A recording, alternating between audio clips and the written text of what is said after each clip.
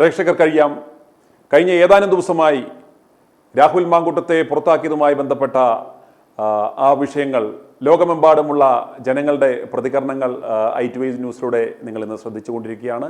ഇന്ന് ഈ വിഷയത്തെക്കുറിച്ച് ചർച്ച ചെയ്യുവാൻ എന്നോടൊപ്പമുള്ളത് മുൻ കോൺഗ്രസ് പ്രവർത്തകനും തൃണമൂൽ കോൺഗ്രസ് സംസ്ഥാന ജനറൽ സെക്രട്ടറിയുമായ ശ്രീ CM രാജേന്ദ്രനാണ്. അദ്ദേഹത്തെ നമുക്ക് ഹാർദവുമായി സ്വാഗതം ചെയ്യാം.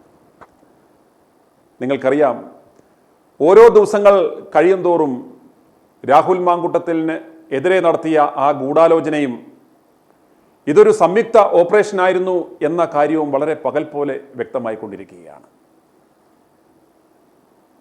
പ്രതിപക്ഷ നേതാവ് വി ഡി സതീശൻ്റെ നേതൃത്വത്തിൽ ഒരു ഉപജാപക സംഘമാണ് ഇതിൻ്റെ പിന്നിൽ പ്രവർത്തിച്ചത് എന്ന കാര്യം വ്യക്തമാകുകയാണ്. ശ്രീ CM രാജേന്ദ്രൻ, താങ്കളുടെ ഒരു അഭിപ്രായം എന്താണ് ഇപ്രകാരം ഒരു പരാമർശത്തെക്കുറിച്ച്? അതായത് വി ഡി സതീശനും ഒരു ഉപജാപക സംഘവുമാണ് ഇതിൻ്റെ പിന്നിൽ പ്രവർത്തിച്ചത് എന്ന അത് ഒരു ആരോപണം മാത്രമാണോ അതാണോ യാഥാർത്ഥ്യം? കാരണങ്ങൾ പലതാണ്.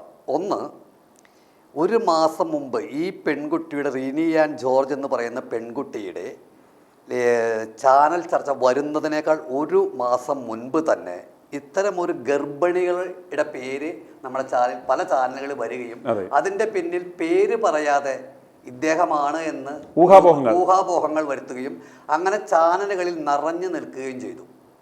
ആ സമയത്ത് അവർക്കത് ഏതു രൂപത്തിലാണോ രാഹുൽ മാങ്കൂട്ടത്തിനെ തകർക്കാൻ കഴിയുക എന്നുള്ള ഒരു ലക്ഷ്യം വെച്ചുകൊണ്ടുള്ള ഒരു പുറപ്പാടായിരുന്നു അത്, ഒരു സാമ്പിൾ വെടിക്കെട്ടായിരുന്നു അത്. അതിനുശേഷം അവർ ഈ പെൺകുട്ടിയെ ലൈവായിട്ട് അതിലേക്ക് ഇറക്കി വിട്ടു.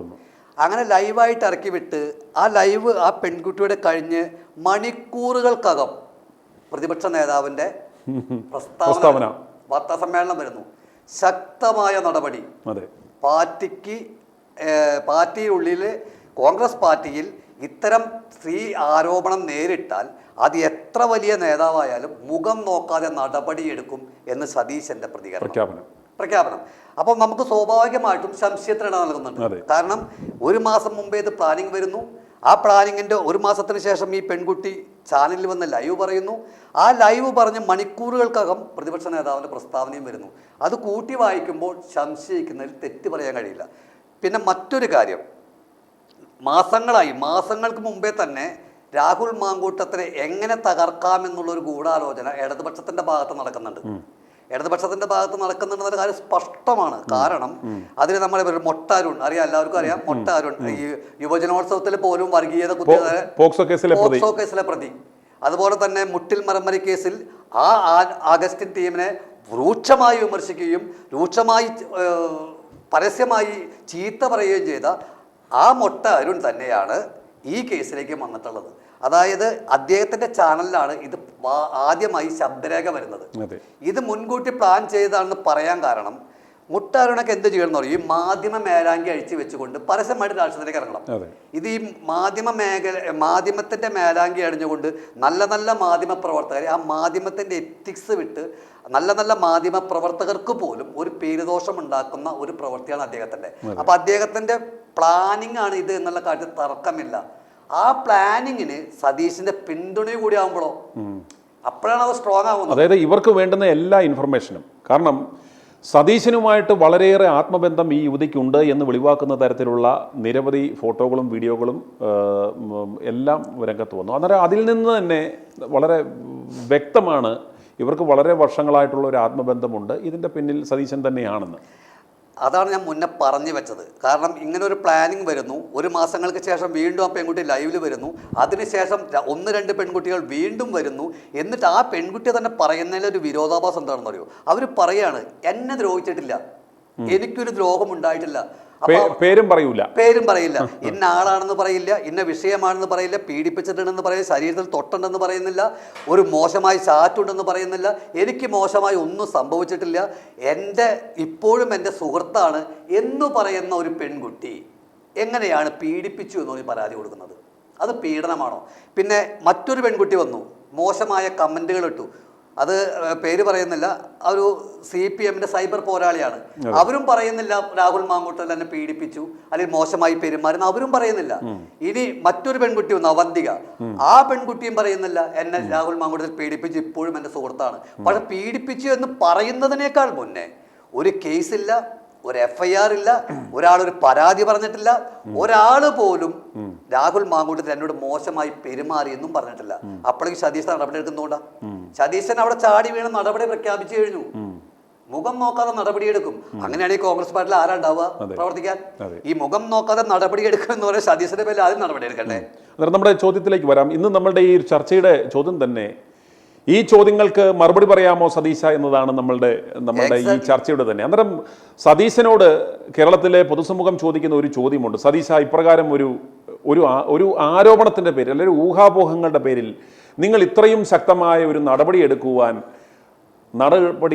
കാരണമെന്ത്? ഇതിനൊരു മറുപടി, വ്യക്തമായ ഒരു മറുപടി പറയണം. സതീശന് അപ്രകാരം ഒരു മറുപടി പറയുവാൻ സാധിക്കുമോ? അല്ല, അത് താങ്കൾ പറഞ്ഞു തെറ്റ്. എവിടെയാണ് ആരോപണം? അതെ, ആരോപണത്തിന്റെ പേരിൽ എന്ന് പറഞ്ഞാൽ രാഹുലിനെതിരെ ആരോപണം ഉണ്ടാവണ്ടേ? അതെ. ഒരു ചാനലില് ഒരു പെൺകുട്ടി പറയുന്നു എനിക്കൊരു മോശം ഉണ്ടായിട്ടില്ല എന്ന് പറഞ്ഞാൽ അതാണോ ആരോപണം? മറ്റേ പെൺകുട്ടി പറഞ്ഞു മോശമായ ഒരു കമന്റും എനിക്ക് ഇട്ടിട്ടില്ല എന്ന് പറഞ്ഞു, അതാണോ ആരോപണം? മറ്റൊരു പെൺകുട്ടി പറഞ്ഞു ഒരു ഹാർട്ടിന്റെ ചിഹ്നം എനിക്ക് ഇട്ടു, അതാണോ ആരോപണം? അല്ലാതെ ആരാണ് ആരോപണം ഉന്നയിച്ചിട്ടുള്ളത്? അല്ല, എനിക്ക് തോന്നുന്നു ഇതിൻ്റെ ഒരു തന്ത്രം എന്ന് പറഞ്ഞാൽ ആദ്യമേ ഇതിൻ്റെ ഫസ്റ്റ് ഫേസ് താങ്കൾ ആദ്യമേ സൂചിപ്പിച്ചു, ഒരു ഊഹാപോഹങ്ങൾ, പേരും നാളും ഒന്നും വെളിപ്പെടുത്താതെ ഒരു ഊഹാപോഹങ്ങൾ വെളിപ്പെടുത്തുന്നു. അന്നേരം ഇതിൻ്റെ പ്രതികരണങ്ങൾ ഇവർ വളരെയേറെ ശ്രദ്ധയോടെ നോക്കുന്നു. ആരെങ്കിലും ഇതിൻ്റെ ഒരു സ്റ്റേക്ക് ഹോൾഡേഴ്സ് അങ്ങനെയുള്ള ആരെങ്കിലും മുന്നോട്ട് വരുമോ എന്ന് നോക്കുന്നു. വന്നില്ല, അവസാനം സഖികെട്ട് ഇവരുടെ നടിമാരെ, ഇവരുടെ അഭിനേതാക്കളെ ഇവർ രംഗത്തിറക്കുന്നു. അന്നേരം ഇപ്പോഴും അവസ്ഥ അത് തന്നെയാണ്. കാരണം ഇതിനൊരു സ്റ്റേക്ക് ഹോൾഡേഴ്സ് അല്ലെങ്കിൽ ഇവർ ഈ പറയുന്ന ആരോപിക്കത്തക്ക ഒരു ഗ്രാവിറ്റിയുള്ള ഒരു പരാതിക്കാരിയെ ഇവർക്ക് കണ്ടെത്താൻ സാധിക്കുന്നില്ല. അന്നേരം ഇപ്പോൾ സതീശൻ്റെയും അതുപോലെ തന്നെ മറ്റുള്ളവരുടെയും ഏറ്റവും വലിയ അങ്കലാപ്പം എന്ന് പറഞ്ഞാൽ ഇവർ ആദ്യമേ ഓർത്തു ഇതുപോലൊരു പെണ്ണ് കേസ് എടുത്തിട്ട് അങ്ങ് അലക്കി 2 പെണ്ണുങ്ങൾ വന്ന് നിന്ന് പറഞ്ഞു കഴിഞ്ഞാൽ ഇത് പൊതുസമൂഹം ഏറ്റെടുക്കുന്നു, ഇവർ അദ്ദേഹത്തെ മാറ്റിവെക്കുന്നതോടുകൂടി ഇവരുടെ ഒരു ശല്യവും തീരും, ഇതങ്ങ് വിശ്വസിച്ച് ഇതങ്ങ് അടങ്ങും, ഇനി അങ്ങ് വാഴാമെന്നാണ് കരുതുന്നത്. പക്ഷേ ഇപ്പോഴത്തെ ഏറ്റവും വലിയ ചോദ്യം എന്ന് പറയുന്നത് പോലീസ് കഴിഞ്ഞ ദിവസം മുഖ്യമന്ത്രിയുടെ പത്രസമ്മേളനം കഴിഞ്ഞ് VD സതീശനും ഒരു പത്രസമ്മേളനം നടത്തി. അതിൻ്റെ തുടർന്ന് ക്രൈംബ്രാഞ്ച് ഒരു കേസ് രജിസ്റ്റർ ചെയ്യാൻ പോകുന്നു എന്ന് പറയുന്നു. അപ്രകാരം ഒരു കേസ് രജിസ്റ്റർ ചെയ്യുവാൻ അവർ ഇനിഷ്യേറ്റീവ് എടുത്താൽ പോലും ഇപ്പോഴും ഒരു പരാതിക്കാരിയില്ല. അവരുടെ മുന്നിലുള്ള ഏറ്റവും വലിയൊരു വെല്ലുവിളി അതാണ്. അതിൽ ഒന്നാമത്തെ കാര്യം എന്താണെന്നറിയോ? കേസിനെ കുറിച്ച് പറയുമ്പോൾ ഫാബ്രിക്കേറ്റഡ് ആയിട്ടുള്ള ഒരു കേസാണ് ഇത് എന്ന് നമുക്ക് മനസ്സിലാക്കാൻ ഒരുപാട് കാരണങ്ങളുണ്ട്. കാരണം ഈ റിനി ആൻഡ് ജോർജ് എന്ന് പറയുന്ന പെൺകുട്ടി ഇവിടെ കൊടുത്തു പിറ്റേ ദിവസമാണ് ഈ സൈബർ പോരാളി രംഗത്ത് വരുന്നത്. അതിന്റെ പിറ്റേ ദിവസമാണ് ആ ട്രാൻസ്ഫർ ജൂരി വരുന്നത്. അപ്പൊ 3 പേരും ഓരോ ദിവസം ഇടപെട്ട് വരികയാണ്. അപ്പൊ ഇവരെല്ലാവരും പറഞ്ഞ് പ്രിപ്പയർ ചെയ്ത് പഠിപ്പിച്ച് വിട്ടിരിക്കുന്ന പോലെയാണ്. ഇന്നലെ ആ റിനി ആൻഡ് ജോർജിന്റെ ഒരു വാർത്താ സമ്മേളനത്തിൽ കുട്ടി പ്രത്യേകം പറയുന്നു, എന്താണെന്നറിയോ? വളരെ കൃത്യമായി പറയുന്നു, ഞാൻ ആരുടെയും പേര് പറഞ്ഞിട്ടില്ലല്ലോ, എന്നെ ദ്രോഹിച്ചിട്ടില്ലല്ലോ, ഞാൻ ആരോട്, എനിക്ക് ചിലവരോട് ആലോചിച്ചിട്ട് വേണം മറുപടി പറയാൻ. ഞാൻ അന്നായിരുന്നു ആലോചിക്കട്ടെ. പത്രക്കാർ ചോദിക്കുന്നു രാഹുലിന്റെ പേരിൽ കോൺഗ്രസ് നടപടിയെടുത്തു, അതിൽ നിങ്ങൾ തൃപ്തയാണോ, നിങ്ങൾക്ക് എന്താ പറയാനുള്ളതെന്ന് ചോദിക്കുമ്പോൾ ആ പെൺകുട്ടി പറയാണ് ഞങ്ങൾ ആലോചിക്കട്ടെ. അപ്പൊ ആരാണ് ഞങ്ങൾ? അല്ല, വേറൊരു കാര്യം ശ്രദ്ധിച്ചോ, ഇതിൽ വേറെ ഒരു പ്രമുഖ നേതാവാണ് ഇതിൻ്റെ ഗൂഢാലോചനയാണ് ഇതിൻ്റെ പിന്നിൽ എന്ന തരത്തിൽ പല ചാനലുകളും വാർത്ത നൽകുന്നത് കണ്ടു. അദ്ദേഹത്തിന് ഇതുമായിട്ട് യാതൊരു ബന്ധവും ഇല്ലാന്ന് അത് വളരെ കൃത്യമായിട്ട് പറയുന്നു.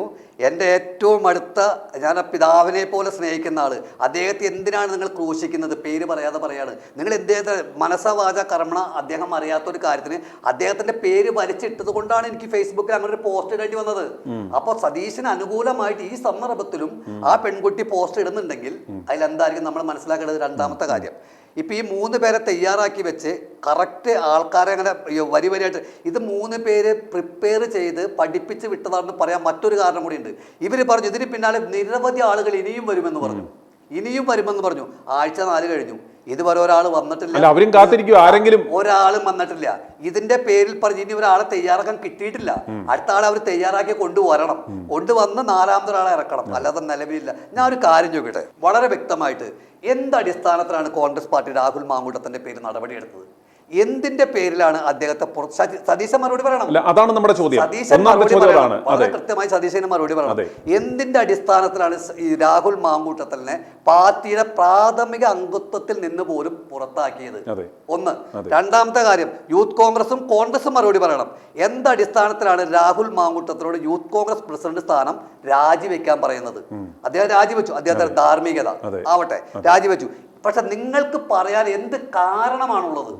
സതീശൻ ഈ ആരോപണമല്ല, ഒരു പെൺകുട്ടി ഒരു ചാനലിൽ എന്തോ വന്ന് പറഞ്ഞു എന്ന് പറയുമ്പോഴേക്കും ഞങ്ങളെല്ലാം സ്ത്രീകളുടെ സംരക്ഷകരാണ്, സ്ത്രീകൾക്കെതിരെ എന്തെങ്കിലും പറഞ്ഞാൽ ഞങ്ങൾ ശക്തമായിട്ട് പ്രതിഷേധിക്കും, ശക്തമായ നടപടിയുണ്ടാവും, മുഖം നോക്കാതെ നടപടിയുണ്ടാവും. അങ്ങനെയാണ് ഈ കോൺഗ്രസ് പാർട്ടി ലീഡർഷിപ്പ് എടുക്കാൻ ആരാണ്ടാവുക? കോൺഗ്രസ് പാർട്ടി ഇന്ന് സ്ത്രീ ആരോപണം നേരിടാത്ത KC പേരെടുത്ത് പറയാൻ വേണ്ടി ഓരോരുത്തർ എണ്ണി പറയാം. ഇന്ന് ഈ ഇരിക്കുന്ന സതീശൻ ഉൾപ്പെടെ ആ കസേരയിൽ ഇരിക്കാൻ യോഗ്യനല്ല. അപ്പൊ അത് അങ്ങനെയുള്ള ഒരു സിറ്റുവേഷൻ അല്ല. ഇവര് ഏറ്റവും പ്രധാനമായിട്ടും സതീശൻ എല്ലാ പത്രസമ്മേളനങ്ങളിലും ഊന്നി പറഞ്ഞിരുന്ന കാര്യം ഈ സംസ്ഥാനത്തുള്ള സ്ത്രീകൾക്ക് വേണ്ടിയും അമ്മപങ്കന്മാർക്ക് വേണ്ടിയുമാണ് ഇത്രയും ശക്തമായ നടപടിയെടുത്തെന്ന് പറഞ്ഞു. പക്ഷേ സംസ്ഥാനത്തെ ലോകമെമ്പാടുമുള്ള സകല അമ്മമാരും രാഹുലിന് വേണ്ടി പ്രാർത്ഥിച്ചുകൊണ്ടിരിക്കുകയാണ്. അവർ പറയുന്നു ഇത് തെറ്റായി പോയി എന്ന്. സതീശൻ്റെ ആ പ്രാഥമിക ആ ഒരു എന്താ പറയുക പിടിച്ചു നിൽക്കാനുള്ള ഒരു കച്ചിത്തുരുമ്പ് പോലും അവിടെ പൊളിഞ്ഞുപോയി. ഇപ്പോൾ ITV ന്യൂസിലൂടെ ലോകമെമ്പാടുമുള്ള ജനങ്ങൾ കണ്ടുകൊണ്ടിരിക്കുകയാണ്. അമ്മമാർ ലോകമെമ്പാടും നിന്നും വിളിച്ചുകൊണ്ടിരിക്കുകയാണ്. ഇത് അമ്മമാർക്ക് വേണ്ടിയും സ്ത്രീകൾക്ക് വേണ്ടിയും എടുത്ത ഡിസിഷൻ അല്ല. ഇത് VD സതീശന്, അസൂയ മൂത്ത VD സതീശനും ഈ ഉപജാപക വൃന്ദത്തിനും വേണ്ടി ഇവനെ ഒതുക്കുവാൻ വേണ്ടി ചെയ്തതാണെന്ന് ഞങ്ങൾ തിരിച്ചറിയുന്നു. അതുകൊണ്ട് ഈ കോൺഗ്രസ് പാർട്ടിയെ നശിപ്പിക്കുന്ന ഇത്തരത്തിലുള്ള ഒരു കുടില ആസൂത്രണം ചെയ്ത VD സതീശനും ബാക്കിയുള്ള ഉപജാപക സംഘവും എത്രയും വേഗം രാജിവെച്ച് പുറത്തു പോകുക, ഇദ്ദേഹത്തെ തിരികെ ആ പദവിയിലേക്ക് കൊണ്ടുവരിക എന്നതാണ് ഈ അമ്മമാരുടെ ആവശ്യം. അന്നേരം ഈ ആവശ്യം ഈ പൊതുജനങ്ങളുടെ, നമുക്കറിയാം കഴിഞ്ഞ ഒരാഴ്ചയിൽ പരം ഇതിൻ്റെ തുടക്കത്തിൽ കണ്ടു എല്ലാ മാധ്യമങ്ങളുടെ സംഘം ചേർന്ന് ഈ യാതൊരു തെളിവുമില്ല പരാതിയുമില്ല എന്നിരിക്കെ ഇവൻ്റെ രാജിക്ക് വേണ്ടി ഇവനെ കൊലവിളിക്കുന്ന കാഴ്ച നമുക്ക് കണ്ടു. അവസാനം ഇത് പൊളിഞ്ഞ് കീറിപ്പറഞ്ഞ് പോകുന്ന കണ്ടു കഴിഞ്ഞപ്പം 3-ാം ദിവസമായപ്പോഴത്തേക്കും ഈ കാട്ടുകള്ളന്മാരുടെ ചാനൽ ഒഴികെ ബാക്കിയെല്ലാം പതുക്കെ ഒരു ന്യൂട്രൽ സ്റ്റാൻഡിലേക്ക് അവർ വന്നു. അന്നേരം ഇപ്പോഴും അവശേഷിക്കുന്ന ആ ഒരു ചോദ്യം എന്ന് പറഞ്ഞാൽ രാഹുൽ മാങ്കൂട്ടത്തെ നിങ്ങൾ എന്ന് തിരികെ എടുക്കും?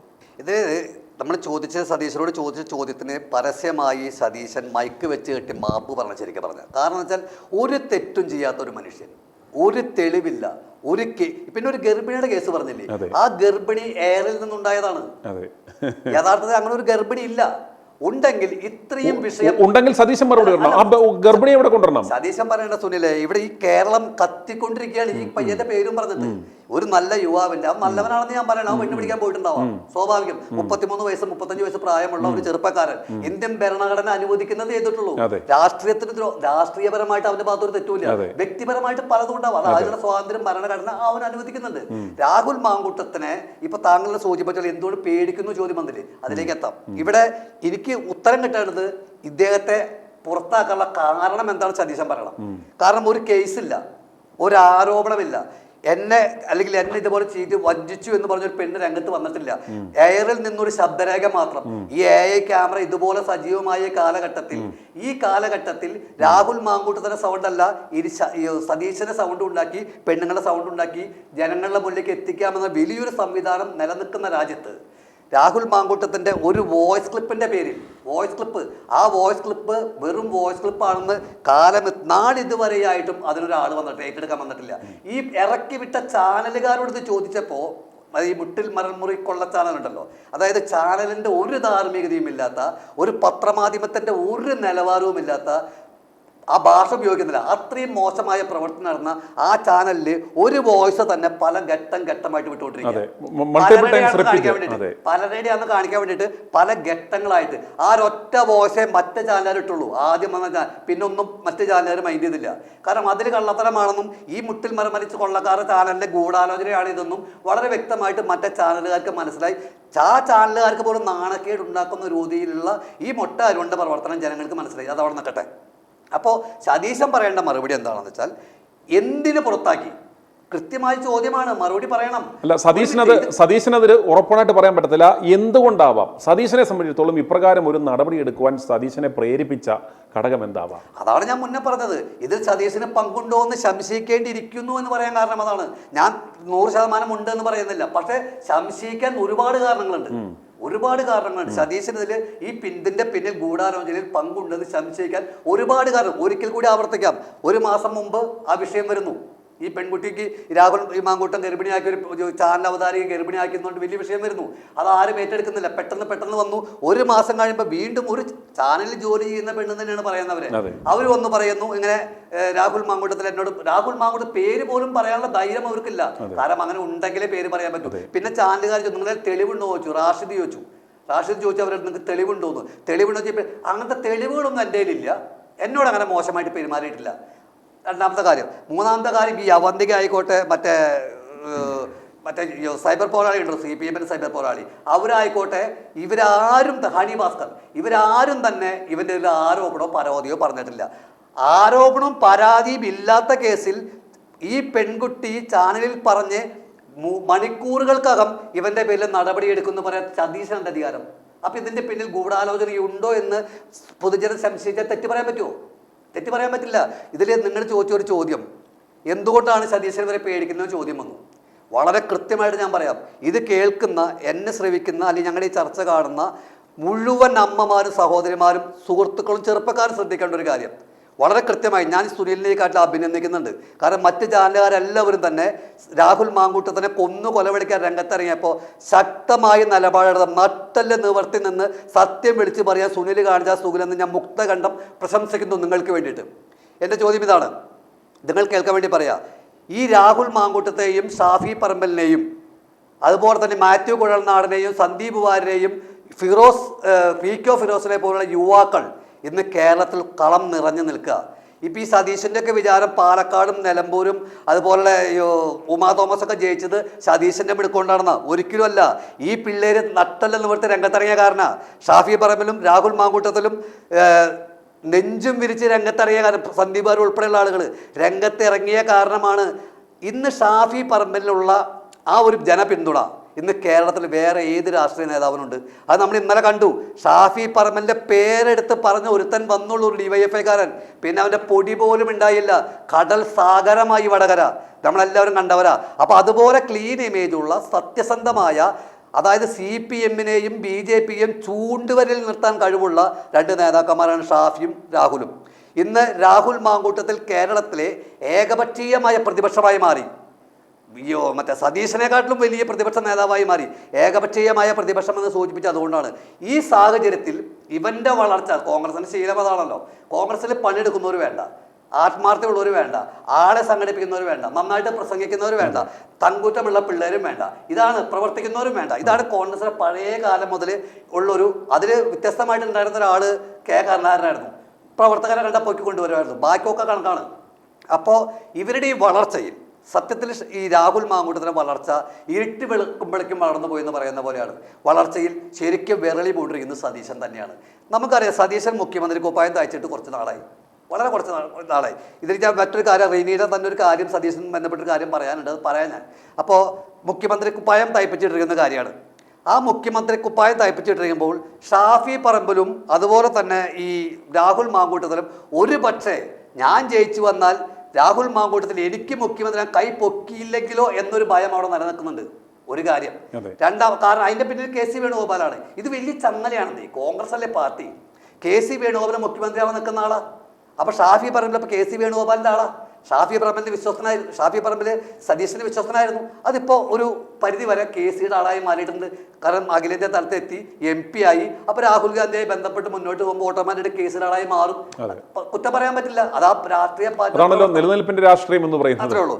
അപ്പോൾ അതിൽ ഷാഫിയുടെ ആളാണ് രാഹുൽ എന്നുള്ളത് കൊണ്ട് ഈ രാഹുൽ മാങ്കൂട്ടത്തിൽ സതീശനെതിരായി വരുമോ എന്നൊരു ഭയം സതീശൻ്റെ മുന്നിലുണ്ട്. നമുക്കൊരു കാര്യം അറിയാം, ഒരു കാര്യം ഞാൻ അടിവരയിട്ട് പറയാം.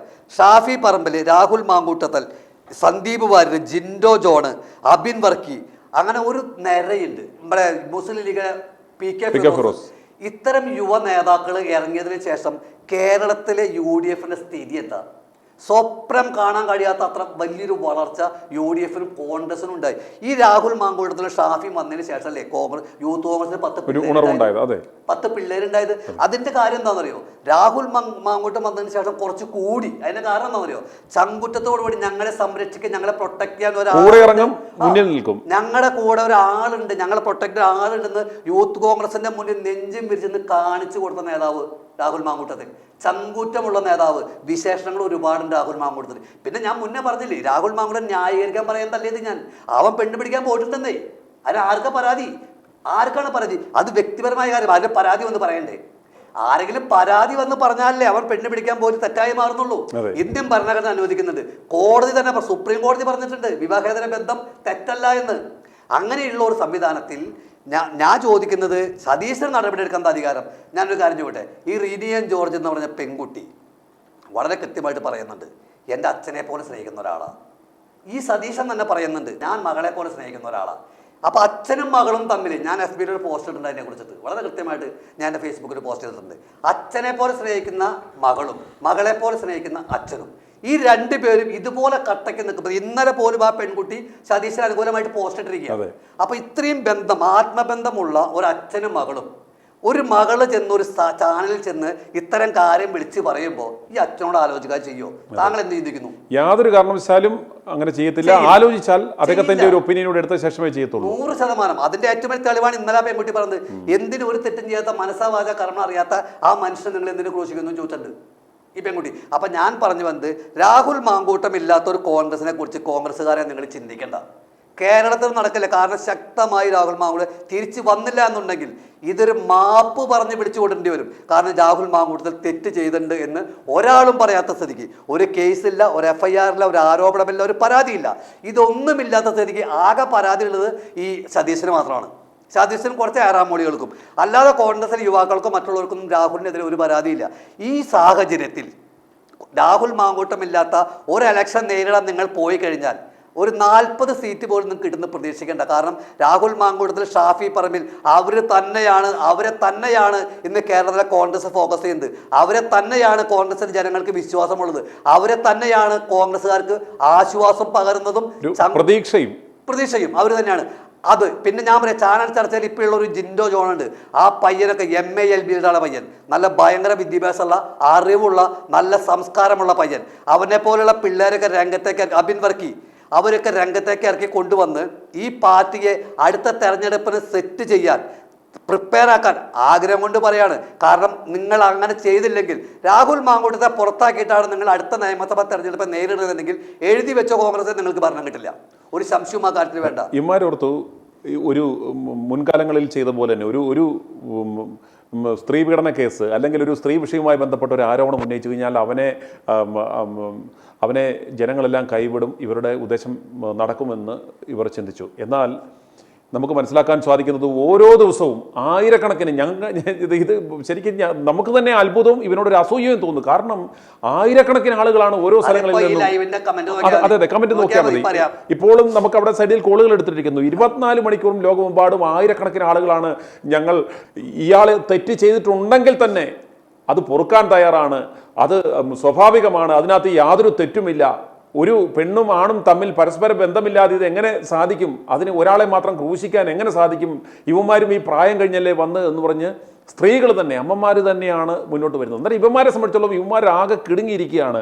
കോൺഗ്രസിന് രക്ഷപ്പെടണമെങ്കിൽ ഒരേ ഒരു മാർഗവുമുള്ളൂ, എത്രയും വേഗം രാഹുൽ മാങ്കൂട്ടത്തെ നിങ്ങൾ എത്രയും ദിവസം വെളിയിൽ നിർത്തുന്നു അത്രത്തോളം ഇതിന് ഡാമേജ് ഹാർട്ടിന് അതായത് ഒരു MI വന്നു കഴിഞ്ഞാൽ, ഒരു ഹാർട്ട് അറ്റാക്ക് വന്നാലത്തെ അവസ്ഥയാണ്. കാരണം ഗോൾഡൻ അവർ എന്ന് പറയും, ഓരോ സെക്കൻഡും വിലപ്പെട്ടതാണ്. അന്നേരം ആ സെക്കൻഡ് നഷ്ടപ്പെടുത്തുന്ന ഓരോ സെക്കൻഡും ലോകമെമ്പാടുമുള്ള മലയാളികളുടെ മനസ്സിൽ ഈ പ്രസ്ഥാനത്തെക്കുറിച്ചുള്ള അവേർഷൻ വർദ്ധിക്കുകയാണ്. നിങ്ങളുടെ അടിത്തറ തകരുന്നത് നിങ്ങൾ അറിയുന്നില്ല. ഈഗോ മാറ്റിവെക്കുക, നിങ്ങളുടെ വ്യക്തി താല്പര്യങ്ങൾ മാറ്റിവെക്കുക, ഇല്ലെങ്കിൽ ഈ മഹത്തായ പ്രസ്ഥാനം, ഒരു ലക്ഷക്കണക്കിന് ആളുകളുടെ പ്രതീക്ഷയാണ് ഇതൊരു മഹത്തായ പ്രസ്ഥാനം. അങ്ങനെ ആയിരക്കണക്കിന് ആളുകളുടെ, ലക്ഷക്കണക്കിന് ആളുകളുടെ പ്രതീക്ഷയാണ് നിങ്ങൾ നശിപ്പിച്ചുകൊണ്ടിരിക്കുന്നത് എന്ന് തോന്നുന്നു. ഒരു കാര്യം അറിയോ, സുനിലിന്റെ ചരിത്രത്തിൽ കേട്ടിട്ടുണ്ടോ? ഒരു സ്ത്രീ പീഡന ആരോപണം എയറിൽ നിൽക്കുന്നുണ്ട്, അത് രാഹുൽ മാങ്കൂട്ടത്തെ പേരിൽ തന്നെയാണ്. എന്നിട്ട് ഇതുപോലെ ജനപിന്തുണ ആർജിക്കാൻ കേരളത്തിലൊരു നേതാവിന് കഴിഞ്ഞിട്ടുണ്ടോ? ഇതുവരെ ഇല്ല, ചരിത്രത്തിൽ. കേരളത്തിലൊരു നേതാവിന് ചരിത്രത്തിൽ കഴിഞ്ഞ സ്ത്രീപീഡന ആരോപണം നേരിട്ട ഒരു വ്യക്തി ഇതുപോലെ ജനങ്ങളുടെ പിന്തുണ നേരിടുന്ന ചരിത്രത്തിൽ ആദ്യമായിട്ടാണ്. ഇനി വേറൊരു കാര്യം എന്താണെന്നറിയോ, ഇതിൽ CPM എന്ന് പറയുന്ന രാഷ്ട്രീയ പ്രസ്ഥാനം രാഹുൽ മാങ്കൂട്ടം ഒതുക്കേണ്ടത് അവരുടെ ആവശ്യമാണ്. കാരണം അടുത്ത നിയമസഭാ തെരഞ്ഞെടുപ്പ് വരുന്നു. ഇനി CPM അടുത്ത നോട്ടം വെച്ചിരിക്കുന്ന മാത്യു കുഴൽനാടനെയാ, സംശയമൊന്നും വേണ്ട. സുനിൽ നോക്കിക്കോളൂ, കുറച്ചാളെ നമുക്ക് മനസ്സിലാവും. അവർ അടുത്ത നോട്ടം വെച്ചിരിക്കുന്ന മാത്യു കുഴൽനാടനെയാ. അങ്ങനെ നമ്മുടെ സന്ദേശ സിനിമയിൽ ശങ്കരാടി പറഞ്ഞ കാര്യം എനിക്ക് ഓർമ്മ വരുന്നത്. കൊള്ളാവുന്ന പിള്ളേർ, എതിർപ്പാരിലെ കൊള്ളാവുന്ന പിള്ളേരെ വല്ല പെണ്ണ് കേസിലോ ഗർഭ കേസിലോ കുടുക്കി അവരങ്ങനെ ഇല്ലാണ്ടാക്കിയാൽ നമുക്ക് പിടിച്ചു നിൽക്കാൻ പറ്റുള്ളൂ എന്ന അവസ്ഥ. മാത്യു കുഴൽനാടിന് അടുത്ത അവരുടെ ലക്ഷ്യം, അടുത്ത ലക്ഷ്യം രാഹുൽ കഴിഞ്ഞു, ഷാഫി കഴിഞ്ഞു, PK ഫിറോസ് കഴിഞ്ഞു, ഇനി അടുത്ത ലക്ഷ്യം മാത്യു കുഴൽനാടനാ. ഒരു സംശയം വേണ്ട, വരും. അപ്പോൾ ഈ 3-4 പേര്, അതായത് ഷാഫി പറമ്പിൽ, രാഹുൽ മാങ്കൂട്ടത്തിൽ, ജിൻഡോ ജോൺ, PK ഫിറോസ്, മാത്യു കുഴൽനാടൻ, ഇങ്ങനത്തെ കുറച്ച് യുവാക്കൾ അടുത്ത നിയമസഭാ തെരഞ്ഞെടുപ്പിൽ 140 നിയോജക മണ്ഡലത്തിലും കോൺഗ്രസിന് വേണ്ടി UDF വേണ്ടി ഇറങ്ങിക്കഴിഞ്ഞാലേ നിലം തൊടില്ല CPM, നിലം തൊടില്ല. അത് നല്ല പേടി CPM-നുണ്ട്. അത് തന്നെയാണ് മൊട്ട അരുണിന്റെ നേതൃത്വത്തിൽ ഇത്രയും വലിയ ആഭാസകരമായ ഒരു ആരോപണം ഉണ്ടാക്കി കൊണ്ടുപോകും. പക്ഷേ ഇത് മനസ്സിലാക്കുവാനുള്ള ഒരു സാമാന്യ ബോധം പോലും ഇവർക്ക് ഇല്ലാതെ പോയി. കാരണം ഇതാണ് സാഹചര്യം. ഒന്ന്, ഇതുപോലെ കനത്ത ഒരു ആന്റി ഇൻക്യുംബൻസി ഫാക്ടർ ജനങ്ങളെ സംബന്ധിച്ചോളം വെറുത്ത് ഇവന്മാരും മിണ്ടാതെ അടങ്ങിയിരുന്നാൽ പോലും കുറഞ്ഞത് 100 സീറ്റുമായിട്ട് ജയിക്കാനുള്ള ഒരു മഹത്തായ ഒരു അവസരമുള്ള സമയത്താണ് ഇവരുടെ ഭരണത്തകർച്ച, ഭരണപരാജയങ്ങൾ, ഇവരുടെ പോരായ്മകൾ, ഇവരുടെ ഇന്റേണൽ പൊളിറ്റിക്സ് ഇതൊന്നും ചർച്ചയാകാതെ ഒരു നിസ്സാര ഒരു ഉള്ളി പൊളിക്കുന്ന പോലുള്ള ഒരു നാറിയ കേസിനകത്തും മൊത്തം ചർച്ച ചെയ്യപ്പെടുക. കേരളത്തിലെ സകല ഈ എന്തൊക്കെ ഗുരുതരമായ വിഷയങ്ങൾ ഇപ്പോൾ ചർച്ച ചെയ്യപ്പെടേണ്ടുന്ന വിഷയം ഇതായിരുന്നു. നിലമ്പൂര് തെരഞ്ഞെടുപ്പിന് മുമ്പ് നമ്മളിവിടെ ചർച്ച നടത്തി. എന്താ പറയുക, നമ്മൾ രാഹുൽ മാങ്കൂട്ടത്തിൽ, ഷാഫി പറമ്പിൽ, PK ഫിറോസ്, അബിൻ വർക്കിങ്ങിനെ കുറച്ച് യുവാക്കളെ ഇറക്കി വിട്ട് കിളവന്മാരൊക്കെ വീട്ടിൽ കയറിയിരുന്നോ, വൻ ഭൂരിപക്ഷത്തിൽ ജയിപ്പിച്ചു കൊണ്ടുവരുന്നു. സംഭവിച്ചില്ലേ? അതുപോലെ നമ്മൾ പറഞ്ഞ കറക്റ്റ് പെർസെന്റേജ് പോലുമാണ് വിജയിച്ചത്. കറക്റ്റ് സംഭവിച്ചു. നമ്മൾ കറക്റ്റ് അന്ന് നമ്മൾ ഇതുപോലെ ഇലക്ഷൻ പ്രഖ്യാപിച്ച സമയത്ത് നമ്മൾ ചർച്ചയ്ക്ക് ആ സമയത്ത് അച്ചട്ടായി നമ്മൾ പറഞ്ഞത് ഇതുപോലെ തന്നെയാണ് പറയുന്നത്. പിന്നെ എനിക്ക് ഈ ചാനലിൽ കൂടി എനിക്കൊരു ഉപദേശം കൊടുക്കാണ് മാത്യു കുഴൽനാടൻ. മിസ്റ്റർ കുഴൽനാടൻ, നിങ്ങൾ സൂക്ഷിക്കണം, അടുത്ത് നിങ്ങൾക്കെതിരെയാണ്, തീർച്ചയായിട്ടും നിങ്ങൾക്കെതിരെയാണ്, സൂക്ഷിക്കണം. പക്ഷേ മാത്യു കുഴൽനാടന്റെ ഭാഗത്തു നിന്ന് ഒരു ഗുരുതരമായ ഒരു വീഴ്ച എന്ന് തന്നെ, കാരണം അത് നമുക്ക് പറയാതിരിക്കാൻ പറ്റത്തില്ല. കാരണം ഇന്ന് അദ്ദേഹം പത്രസമ്മേളനം വിളിച്ചു പറഞ്ഞു. പക്ഷേ മാത്യു കുഴൽനാടനെ പോലെയുള്ള ആളുകളിൽ നിന്നും പൊതുജനങ്ങൾ പ്രതീക്ഷിക്കുന്നത് ഇതൊരു ക്രൈസിസ് സമയമാണ്. അന്നേരം അദ്ദേഹം ഇന്നും ഒരു ഗുണവും മണവുമില്ലാത്തൊരു ഒരു ആരോപണങ്ങൾ ഉന്നയിച്ചു. അത് റിയൽ വർക്കും എന്ന തരത്തിൽ അങ്ങനെ ഒരു ഉന്നയിക്കാൻ പാടില്ലാത്ത ഒരു സമയത്ത് അദ്ദേഹം ഒരു പരാമർശം നടത്തി. അതൊരു വിവാദമായി. ഇന്നും അദ്ദേഹം ഇത്തരം ഒരു ക്രൈസിസിലും അദ്ദേഹം അന്നേരം ഈ സമയത്തിൽ തങ്ങളുടെ കൂടെയുള്ള ഒരു ചെറുപ്പക്കാരനെ ചേർത്ത് നിർത്തിക്കൊണ്ടുള്ള അതായത് ഇപ്പോൾ നിലവിലൊരു പൊതുജനാഭിപ്രായം എന്ന് പറയുന്നത് രാഹുലിനെതിരെ എടുത്ത നടപടി തെറ്റാണ് എന്നൊരു പൊതുജനവികാരം നിൽക്കുമ്പോൾ നിങ്ങൾ അത് വൈറ്റ് വാഷ് ചെയ്യാനുള്ള സകല ശ്രമങ്ങളും പാളി നാറി നിൽക്കുകയാണ്. അന്നേരം വീണ്ടും നിങ്ങളെപ്പോലുള്ളവൻ ഇത്തരത്തിലുള്ള പാർട്ടി നേതൃത്വത്തിന്റെ അത് ഈ ഡയറക്ഷൻ വരാൻ ആ സാഹചര്യം നിലനിൽക്കെ യാഥാർത്ഥ്യത്തെ മറന്നുകൊണ്ട് ഇത്തരത്തിലുള്ള ചില ന്യായീകരണങ്ങൾ നടത്താൻ ശ്രമിക്കുന്നത് വളരെ മോശമാണ്. അതൊരിക്കലും മാത്യു കുഴൽനാടനെ പോലെയുള്ള ജനങ്ങൾ വിശ്വാസം അർപ്പിക്കുന്ന നേതാക്കന്മാരിൽ നിന്നും ഉണ്ടാകുന്നതെന്ന് പറയുന്നത് നിർഭാഗ്യകരമാണെന്ന് മാത്രം പറയുന്നു. ഇപ്പോൾ ഇവിടെ ഈ ഷാഫിക്ക് ഇന്നലെ കിട്ടിയ പിന്തുണ ഒരു പകുതി വരെ രാഹുൽ മാങ്കൂട്ടത്തില്ല, ഒരു സംശയം വേണ്ട. അവനും കൂടി കിട്ടിയ പിന്തുണയാണ്, അല്ലാതെ പറയാം ഷാഫിക്ക് മാത്രം കിട്ടിയ പിന്തുണയല്ല, രാഹുൽ മാങ്കൂട്ടത്തിന് കൂടി. കാരണം ഷാഫി ഇന്ന് വരെ രാഹുലിനെ തള്ളി പറഞ്ഞില്ല. അവൻ ബുദ്ധിമാനാണ്. ബുദ്ധിമാനെന്ന് മാത്രമല്ല, രാഹുൽ മാങ്കൂട്ടത്തിനെ കുറിച്ച് വളരെ വ്യക്തമായിട്ട് അറിയാവുന്ന ഒരാളാണ്. ഇതൊരു ഫാബ്രിക്കേറ്റർ ആണെന്ന് മുന്നേ അവൻ അറിയാമായിരുന്നു. അപ്പൊ ഞങ്ങളുടെ നേതാക്കന്മാരും മറുപടി പറഞ്ഞുകൊണ്ട് അതുകൊണ്ട് ഞാൻ പറയുന്നില്ല എന്ന് പറഞ്ഞു. ബുദ്ധിയുള്ള രാഷ്ട്രീയക്കാരൻ അങ്ങനെയാണ്. സതീശൻ എന്തുകൊണ്ട് അത് പറഞ്ഞില്ല? ഈ അന്വേഷണം വരട്ടെ, അല്ലെങ്കിൽ ഒരു പരാതി വരട്ടെ, അല്ലെങ്കിൽ ആരെങ്കിലും രംഗത്തേക്ക് വരട്ടെ. ഇതൊന്നുമില്ലാതെ എയറിൽ നിൽക്കുന്ന ഒരു കാര്യത്തിന് വേണ്ടി ഞങ്ങളുടെ പാർട്ടി ഈ ഒരു പാർട്ടി നേതാവിനെ ഞങ്ങൾ സസ്പെൻഡ് ചെയ്യാൻ പറ്റും, അല്ലെങ്കിൽ ഞങ്ങൾ അന്വേഷിക്കട്ടെ, ഞങ്ങൾ പാർട്ടി അന്വേഷണ കമ്മീഷൻ വെക്കട്ടെ, എന്നിട്ട് ഇതിൽ അന്വേഷിച്ച് രാഹുൽ മാങ്കൂട്ട തെറ്റുകാരനാണെങ്കിൽ എന്നേക്കുമായി ഈ പാർട്ടി ഞങ്ങൾ പുറത്താക്കും എന്ന് പറയേണ്ടതിന് പകരം ഏത് നേതാവായാലും മുഖം നോക്കി നടപടിയെടുക്കും, ഇപ്പൊ തന്നെ ശിക്ഷിക്കും. ഈ എപ്പൊ തന്നെ ശിക്ഷിക്കുന്ന സതീശന് സ്ത്രീധരം കിട്ടിയതൊന്നല്ല കോൺഗ്രസ്, മനസ്സിലായില്ലേ? ഈ കോൺഗ്രസ് എന്ന് പറയുന്നത് വലിയ പ്രസ്ഥാനം. ഈ പ്രസ്ഥാനം സതീശന്റെ തൊഴിലുകൊണ്ട് കിട്ടും. ഇവിടുത്തെ ജനങ്ങൾ സമ്മതിക്കില്ല. സതീശൻ സത്യസന്ധമായിട്ട് പ്രവർത്തിക്കുന്ന ഒരാളാണെങ്കിൽ ഇതിന് ഒരു ക്ലാരിഫിക്കേഷൻ വരുന്നതിനേക്കാൾ മുന്നേ ശരിയോ തെറ്റോ എന്ന് തീരുമാനിക്കാൻ അറിയണ്ടേ? ഇങ്ങനെ ഒരു പെണ്ണ് വന്ന് പറഞ്ഞു, അറ്റ്ലീസ്റ്റ് രാഹുൽ മാങ്കൂട്ടത്തിനെ നേരിട്ട് വിളിച്ച് പാർട്ടി ഓഫീസിൽ വിളിച്ചിരുത്തി ഒരു ചർച്ചയെങ്കിലും നടത്തണ്ടേ? ഇനിയിപ്പോൾ അതേപോലെ മറ്റ് നേതാക്കന്മാരെ വിളിച്ചിരുത്തി ഇതിലെന്താണ് സത്യാവസ്ഥ ഇങ്ങനെ പറയുന്നുണ്ട് എന്നുപോലും ചോദിക്കാതെ ഈ പെൺകുട്ടി ചാനലിൽ പറഞ്ഞ് മണിക്കൂറുകൾക്കകം പ്രതികരിക്കണമെങ്കിൽ അതിന്റെ പിന്നെ ഗൂഢാലോചന ഇല്ല. അതെ, അതുപോലെ തന്നെ നമുക്ക് ചർച്ച ചെയ്യേണ്ടുന്ന ഒരു പ്രധാനപ്പെട്ട കാര്യം എന്ന് പറയുന്നത്, ഇന്ന് ഈ പ്രസ്ഥാനത്തെ സംബന്ധിച്ചിടത്തോളം KPCC പ്രസിഡന്റിന്റെ അധ്യക്ഷ സ്ഥാനം സുധാകരനെ സുധാകരനെ തന്ത്രപൂർവ്വം ഇവർ ഒതുക്കിയിട്ട് യഥാർത്ഥത്തിൽ ഇന്ന് കാണുന്ന ഈ പ്രതിസന്ധിയുടെ ഒരു പ്രധാനപ്പെട്ട റീസൺ KPCCയുടെ ഒരു അധ്യക്ഷ സ്ഥാനത്ത് നട്ടലുള്ള ഒരു നേതാവ്, ഒരു ആർജവമുള്ള ഒരു നേതാവ് ഇല്ലാത്തതാണ് എന്ന് തോന്നുന്നുണ്ടോ? അതായത് എന്താ കാര്യം എന്നറിയോ, എന്താ സുധാകരനെ മാറ്റാനുള്ള കുഴപ്പം? സുധാകരനെ കുറിച്ച് ആരോഗ്യ പ്രശ്നം അദ്ദേഹം പറഞ്ഞിട്ടില്ല, നാട്ടുകാരൻ ഡോക്ടർ പറഞ്ഞിട്ടില്ല. ഇവിടെ ആകെ പറഞ്ഞത് കോൺഗ്രസ്സുകാരാ. കാരണം അയാളെ മാറ്റണം. കാരണം താങ്കൾക്ക് തോന്നുന്നുണ്ടോ സുധാകരനാണ് ഇന്ന് KPCC പ്രതിനിധിണ്ടെങ്കിൽ ഇവനെ ഇതിന് ഇത്രയും വലിയ അധികാരിച്ച് വരുമ്പോൾ സുധാകരൻ കൂടെ നിർത്തിയാണ് സുധാകരൻ. ഒരു സംശയവും വേണ്ട, യാതൊരു സംശയവും വേണ്ട. എറിഞ്ഞിട്ട് കൊടുക്കത്തില്ലായിരുന്നു. ഇതുപോലെ ഒരു അവസ്ഥ എന്റെ കുട്ടികളെ നിങ്ങൾക്ക് അങ്ങനെ തിന്നാൻ പറ്റില്ല എന്ന് നട്ടലോടുകൂടി നിവർന്ന് നിന്ന് പറയും. ഇതൊക്കെ തന്നെയാണ്. ചിലപ്പോൾ മാറ്റി നിർത്തി രണ്ട് ചീത്ത വിളിക്കും, പക്ഷേ പബ്ലിക്കലി ഒരിക്കലും ജനങ്ങളുടെ മുന്നിലേക്ക് ഇട്ട് കൊടുക്കത്തില്ലായിരുന്നു. അതിന് യാതൊരു തർക്കം വേണ്ട. സുധാകരന്റെ ഏറ്റവും വലിയ ക്വാളിറ്റി അതല്ലേ? സുധാകരന്റെ ഏറ്റവും വലിയ ക്വാളിറ്റി. കരുണാകരന്റെ ഇതുപോലെ കരുണാകരൻ എങ്ങനെയായിരുന്നു? കരുണാകരൻ ഒരാളൊരു കൊലപാതകം ചെയ്ത് ചെന്നാൽ പോലും ആൾ പറഞ്ഞ ആൾ കയറിയിരിക്കും, ബാക്കിയായിട്ട് ഞാൻ നോക്കിക്കോളാം എന്ന് പറയും, അകത്ത് കയറിയിരിക്കാൻ പറയും. അതേ ക്വാളിറ്റി പിന്നെ ഒരു KPCC പ്രസിഡന്റ് നമ്മൾ കണ്ടിട്ടുള്ള സുധാകരനല്ല. കാരണം അണികൾക്ക് ഒരു ആവേശം ഉണ്ടാക്കാൻ അദ്ദേഹത്തിന് സാധിച്ചിട്ടുണ്ട്. അണികളും അതുപോലെ പാർട്ടിയിലേക്ക് കുറെ ആളുകൾ ആകർഷിക്കാൻ അദ്ദേഹത്തിന് സാധിച്ചിട്ടുണ്ട്. ഇവരൊക്കെ KPCC പ്രസിഡന്റ് ആയിരുന്ന ആളല്ലേ? 8 വർഷം രമേശ് ചന്ദ്രൻ KPCC പ്രസിഡന്റ് ആയിരുന്നല്ലോ. നേതാക്കന്മാർ മാത്രമേ ഉണ്ടായിരുന്നുള്ളൂ. അപ്പോൾ അണികൾ ഉണ്ടായിരുന്നില്ല 8 വർഷത്തോളം.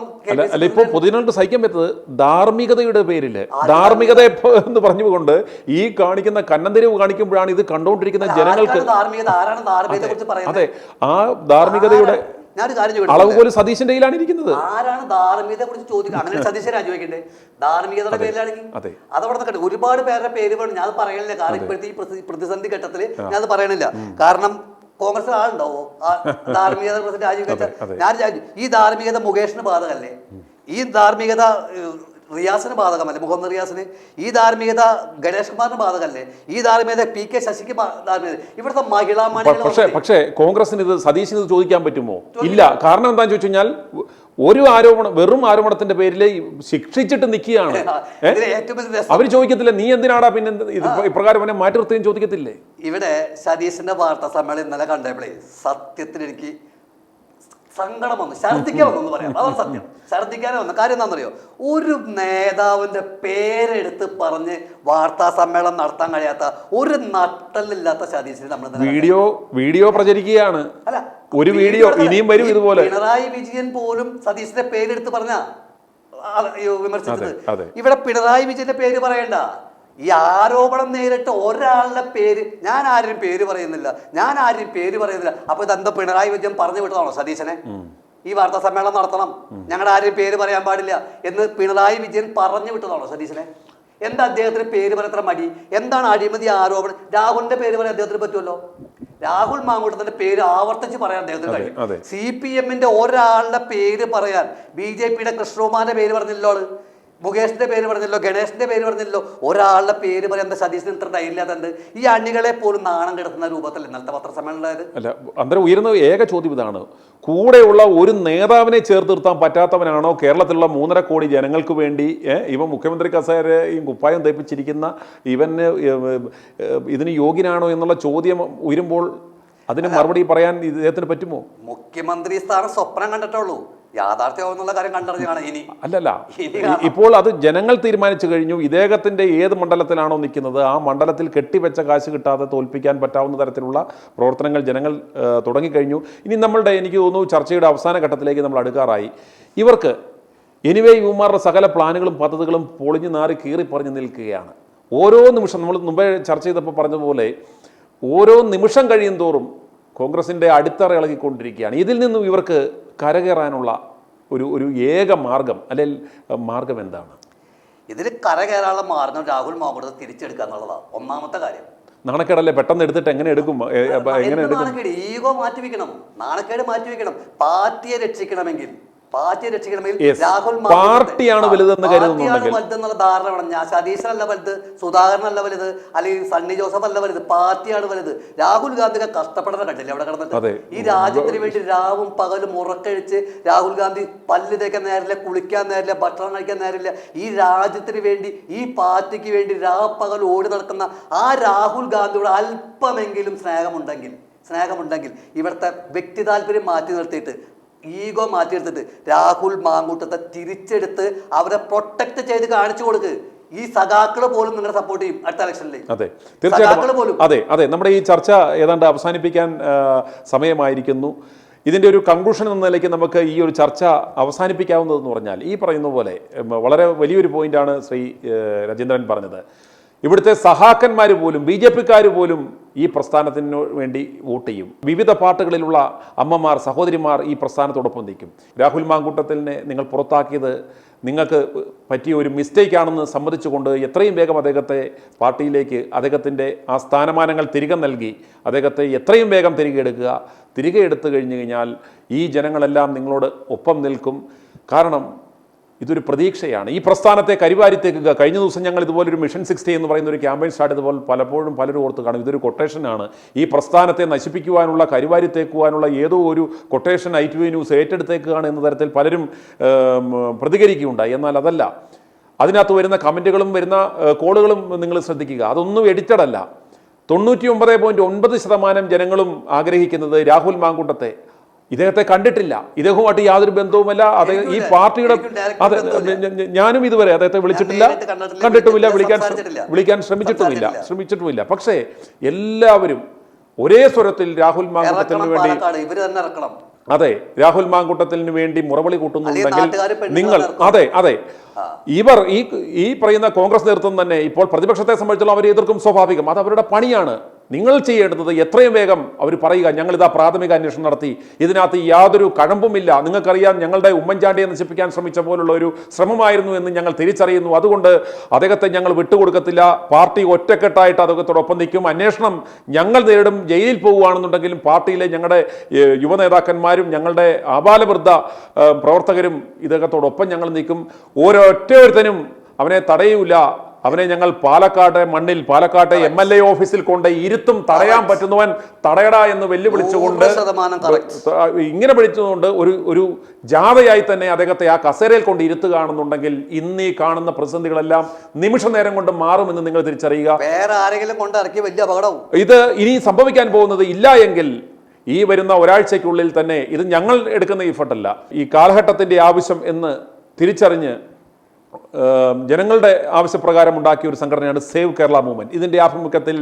ലോകമെമ്പാടുമുള്ള വരാൻ സാധിക്കുന്ന എല്ലാ അമ്മമാർക്കും അവർ പറയുന്നത് 10 ദിവസം ഞങ്ങൾക്ക് സമയം തരുവാണെന്നുണ്ടെങ്കിൽ ലോകത്തിൻ്റെ ഏത് ഭാഗത്തു നിന്നും ഞങ്ങൾ വരാമെന്നാണ് ഞങ്ങൾ അറിയിച്ചിരിക്കുന്നത്. അതുകൊണ്ട് എല്ലാ അമ്മ പെങ്ങന്മാരെയും മുന്നിൽ നിർത്തിക്കൊണ്ട് ഒരു ജാഥയായി രാഹുലിനെ മുന്നിൽ നിർത്തി ഞങ്ങൾ വൻപിച്ച സ്വീകരണവും നൽകി അദ്ദേഹത്തെ MLA ഓഫീസിൽ കൊണ്ട് ഇരുത്തുന്ന ഗതി ഇവിടെ ഉണ്ടാകും. ഏതെങ്കിലും ഒരു കോൺഗ്രസ് പ്രവർത്തകനോ ഇവിടുത്തെ ഏതെങ്കിലും ഒരു പ്രതിപക്ഷത്തിനോ അതിനെ തടയാൻ പറ്റുമെങ്കിൽ നിങ്ങൾ മുന്നോട്ട് വരിക. അപ്രകാരം ഒരു അവസ്ഥ ഉണ്ടാകരുത്. ആ അവസ്ഥ ഉണ്ടാകാതെ ആ അവസ്ഥ ഉണ്ടാകാതെ ഇത് ഞങ്ങൾ തിരഞ്ഞെടുക്കുന്ന വാദമില്ല. ഇവിടുത്തെ ജനങ്ങൾ ജനാധിപത്യത്തെ സ്നേഹിക്കുന്ന, നിഷ്പക്ഷമായ അല്ലെങ്കിൽ അത്തരത്തിലുള്ള നേതാക്കളെ സ്നേഹിക്കുന്ന ഒരു ജനങ്ങളുടെ പൊതുവികാരം ഞങ്ങൾ പ്രകടിപ്പിച്ചു എന്ന് മാത്രം. അതുകൊണ്ട് ഈ സാഹചര്യം, ഇതിൻ്റെ സത്യാവസ്ഥ നിങ്ങൾ മനസ്സിലാക്കി മറ്റുള്ള എല്ലാ വിരുദ്ധ അഭിപ്രായങ്ങളും മാറ്റിവെച്ച് നിങ്ങൾ പാർട്ടിയെ സ്നേഹിക്കുന്നുവെങ്കിൽ ഇവിടുത്തെ ഈ ജനങ്ങളുടെ മനസ്സ് കഴിഞ്ഞ 10 കൊല്ലക്കാലം പിണറായി ഭരണത്തിൽ വീർപ്പ് മുട്ടി നിൽക്കുന്ന ഈ ജനങ്ങളുടെ അവസ്ഥ നിങ്ങൾ മനസ്സിലാക്കി നിങ്ങൾ സ്വയം മാറണം. രാഹുൽ മാങ്കൂട്ടത്തെ എത്രയും വേഗം തിരികെ എടുത്ത് അദ്ദേഹത്തെ തിരഞ്ഞെടുത്ത ആ പാലക്കാട്ടെ ജനങ്ങൾക്ക് അവരെ സേവിക്കുവാൻ അദ്ദേഹത്തിന് അവസരമുണ്ടാക്കുക. അതല്ല എങ്കിൽ അദ്ദേഹത്തെ വിതിൻ 10 days ഇവിടുത്തെ അമ്മമാർ അദ്ദേഹത്തെ വീട്ടിൽ കൊണ്ടുപോയി ആനയിച്ച് പാലക്കാടത്തെ സീറ്റിലിരുത്തും. അത് നിങ്ങൾക്ക് താങ്ങാൻ പറ്റത്തില്ല എന്ന് മാത്രം പറഞ്ഞുകൊണ്ട് ഇന്നത്തെ ഈ ചർച്ച അവസാനിപ്പിക്കുന്നു. ഈ ചർച്ചയിൽ എന്നോടൊപ്പം പങ്കെടുത്ത ശ്രീ CM രാജേന്ദ്രന് എല്ലാവിധ നന്ദിയും ITV ന്യൂസ് പ്രേക്ഷകരുടെ നാമത്തിൽ ഞാൻ അറിയിക്കുന്നു. നന്ദി, നമസ്കാരം. i2i News, an eye for truth. i2i News subscribe ചെയ്തിട്ടില്ലാത്തവർ ഇപ്പോൾ തന്നെ സബ്സ്ക്രൈബ് ചെയ്യുക. നോട്ടിഫിക്കേഷൻ ലഭിക്കുവാൻ ബെൽ ബട്ടണും അമർത്തുക.